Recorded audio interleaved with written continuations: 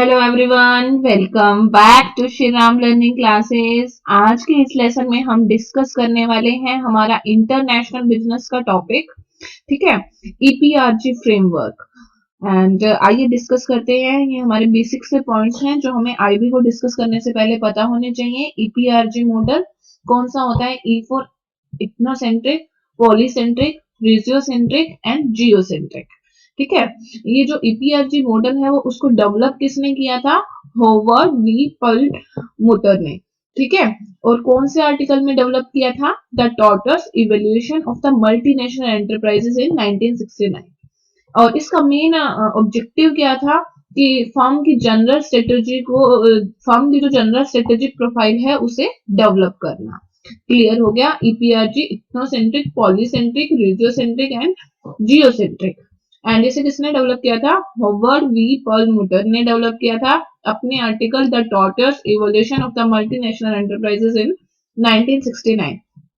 और इसका main motive क्या था कि जो फर्म की जनरल स्ट्रेटेजिक प्रोफाइल है उसको क्या करना? डेवलप करना। फर्स्टली हम डिस्कस करते हैं इथनोसेंट्रिक। इथनोसेंट्रिक मतलब इसके अंदर हम क्या करते हैं कि जो हमारी जो होम कंट्री है वो कैसी है? सुपीरियर है।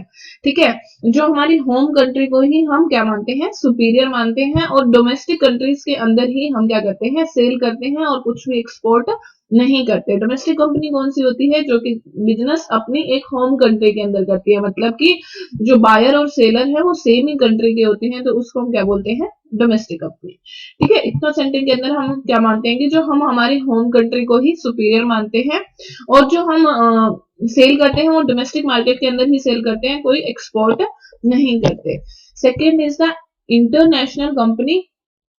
इंटरनेशनल कंपनी में क्या होता है कि इसमें इतना सेंट्रिक तो होता ही है, मतलब कि जो हमारी होम कंट्री है वो तो इंक्लूड होगी ही होगी, बट एक्सटेंशन होगा किसका? फॉरेन मार्केट का। जैसे जो हम इंडिया में बेच रहे हैं वही चीज हम आगे बेच रहे हैं, तो उसको क्या बोलते हैं? हम इंटरनेशनल कंपनी। ठीक है, एथनोसेंट्रिक मतलब होम कंट्री में जो बेच रहे हैं वही हम फॉरेन मार्केट में भी बेच रहे हैं, यानी हम एक्सपोर्ट कर देते हैं unsold product in the domestic market without changing the product और सर्विसेज। मतलब जो प्रोडक्ट है हमारे बिके नहीं है, पड़े हैं वो डोमेस्टिक मार्केट के, वो हम फॉरेन में भी भेज देते हैं कि वहां पे हम सेल कर देते हैं। ठीक है, तो ये क्या हो जाता है? इसमें इंटरनेशनल कंपनी के अंदर क्या होगा कि हम एक्सपोर्ट और सेल करने लग जाते हैं गुड्स और सर्विसेज दूसरे नेशन के अंदर भी। मतलब अपनी होम कंट्री में तो सेल कर ही रहे हैं वही प्रोडक्ट, और वो दूसरी कंट्री में भी सेल करने लग जाते हैं, यानी एक्सटेंशन हो जाता है, फॉरेन मार्केट में भी उसको हम सेल करने लग जाते हैं, तो उसको हम क्या बोलते हैं? International company. ठीक है, एथनोसेंट्रिक, एथनोसेंट्रिक मतलब होम कंट्री में तो हम सेल कर ही रहे हैं, साथ ही साथ हम फॉरेन मार्केट में भी एक्सटेंशन, फॉरेन मार्केट में भी हम सेल कर रहे हैं, तो उसको हम क्या बोलते हैं? International company. मतलब एक्सपोर्ट और selling goods and services to the other nation. जो हम एक्सपोर्ट कर रहे हैं और सेल कर रहे हैं गुड्स और सर्विसेज हमारी कंट्री के अंदर भी और दूसरी कंट्री में भी हम उनको सेल कर रहे हैं, एक्सपोर्ट कर रहे हैं। ठीक है, ethnocentric and extension in the foreign market. Next is the MNCs, मतलब multinational company. Multinational companies मतलब polycentric, poly मतलब many, कई कंपनीज में, कई जगह। जैसे जो हमने देखा कि जैसे मैकडी है, वो यहाँ पर भी है, इंडिया में भी है और फॉरेन में भी है, बाहर की कंट्रीज में भी है। ठीक है, यानी हम जो कस्टमाइज करके प्रोडक्ट को बेच रहे हैं। इंटरनेशनल में तो हम जैसा हमारा प्रोडक्ट इंडिया में है सेम टू सेम ही हम फॉरेन में बेच रहे हैं, लेकिन एमएनसीज में क्या होगा? पॉलीसेंट्रिक में क्या होगा? हम हमारे प्रोडक्ट को कस्टमाइज करके हम सेल कर रहे हैं। कस्टमाइज करके कैसे सेल कर रहे हैं? जैसे कि आप एग्जांपल लो मैकडी का। मैकडी में जैसे जो नॉन वेज है वो वहां पर ज्यादा चलता था फॉरेन में, दूसरी कंट्रीज में, बट इंडिया के अंदर है वो क्या है? वेजिटेरियन प्रेफर करते हैं, आलू टिक्की को प्रेफर करते हैं।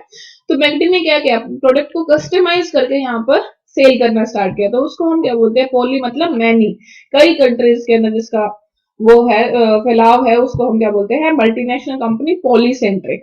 ठीक है, हम अपने प्रोडक्ट को कस्टमाइज करके फॉरेन मार्केट के अंदर as per the foreign market. ठीक है, जैसे कि दूसरी कंट्री में जैसी रिक्वायरमेंट है उसके अकॉर्डिंग हमने अपने प्रोडक्ट को कस्टमाइज किया और देन हमने उसको सेल किया।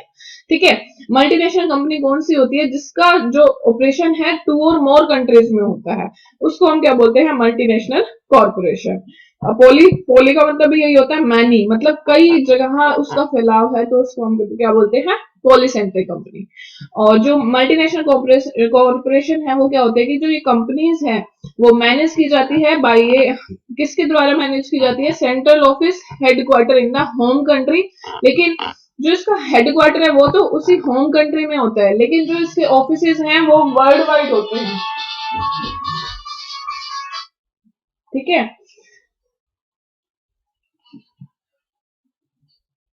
एमएनसी क्या है कि एमएनसी का मतलब क्या होता है कि जो बिजनेस ऑपरेशन है वो 2 या 2 से ज्यादा कंट्री में हो रहा है, लेकिन इसका जो हेडक्वार्टर है वो तो कहाँ होता है?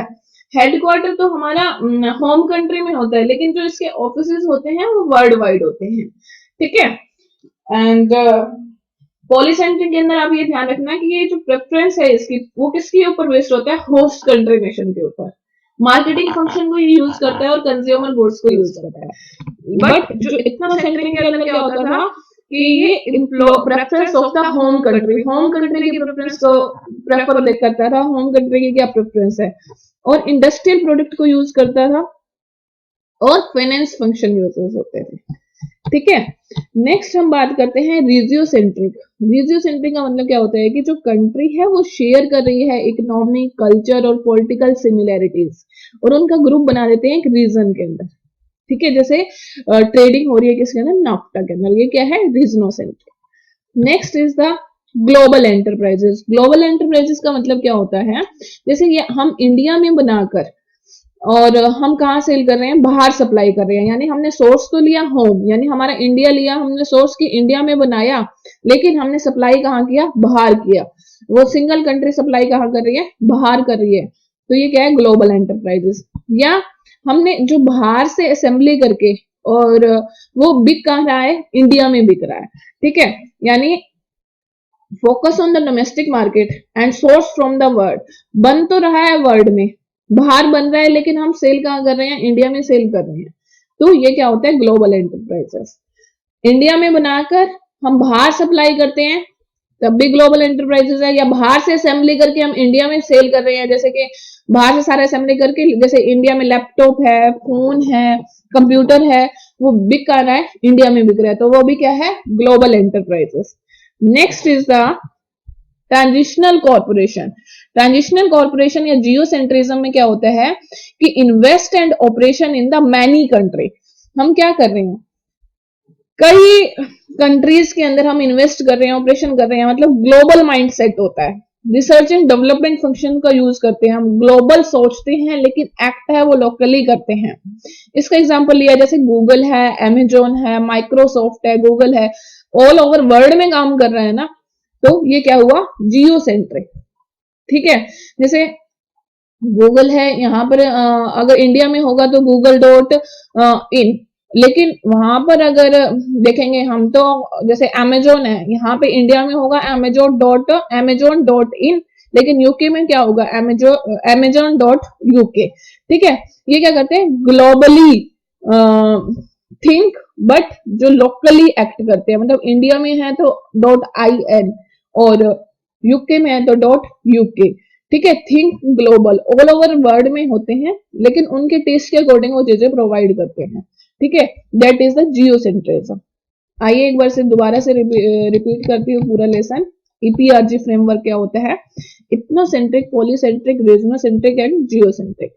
एंड किसने इंट्रोड्यूस किया? हॉवर्ड वी परलमुटर ने इसे इंट्रोड्यूस किया। कौन से आर्टिकल में किया? The tortuous evolution of the multinational enterprises in 1969। And इसका मेन मोटो क्या था? फर्म की जो जनरल स्ट्रेटेजिक प्रोफाइल है उसको डेवलप करना। फर्स्टली बात आती है इथनोसेंट्रिक। इथनोसेंट्रिक के अंदर जो हम होम कंट्री को ही क्या मानते हैं? सुपीरियर मानते हैं, ठीक है। और इंटरनेशनल कंपनी के अंदर क्या होता है कि हम होम कंट्री में तो सेल कर ही रहे हैं और साथ के साथ हम फॉरेन मार्केट में भी अपने प्रोडक्ट को एक्सपेंड कर रहे हैं। नेक्स्ट एमएनसीज के अंदर क्या होता है कि हम दो या दो से ज्यादा कंट्री यानी पॉलीसेंट्रिक, मतलब जो हमारा जो प्रोडक्ट है उसको हम कस्टमाइज करके फॉरेन मार्केट में सेल कर रहे हैं।